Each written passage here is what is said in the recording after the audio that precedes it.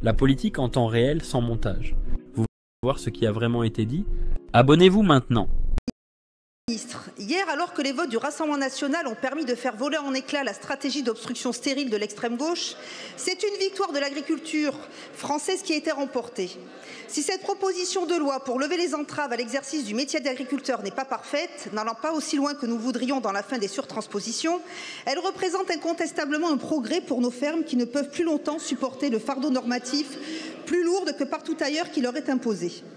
Toutefois, la bataille pour l'égalité des armes en agriculture et pour la prospérité de nos exploitations est encore loin d'être gagnée.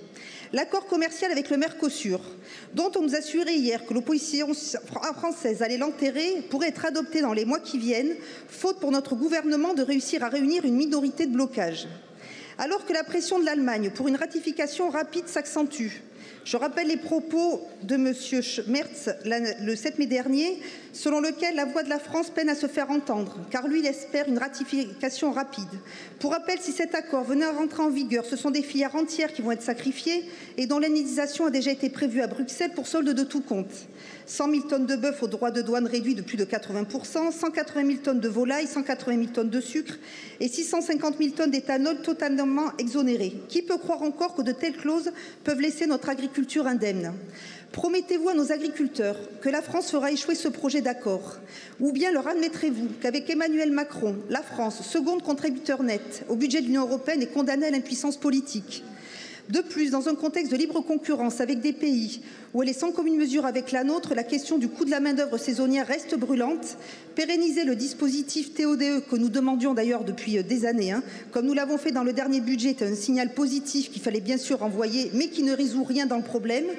Des pistes existent pour renforcer ce dispositif. Allez-vous engager ce chantier pour la compétitivité de nos fermes?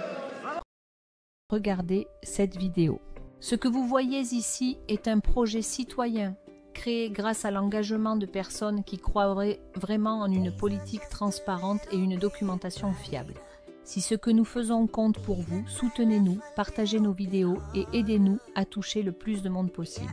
Nous croyons que seul un engagement commun peut rendre la politique plus claire et plus honnête. Si vous trouvez une erreur dans nos contenus, faites-le nous savoir.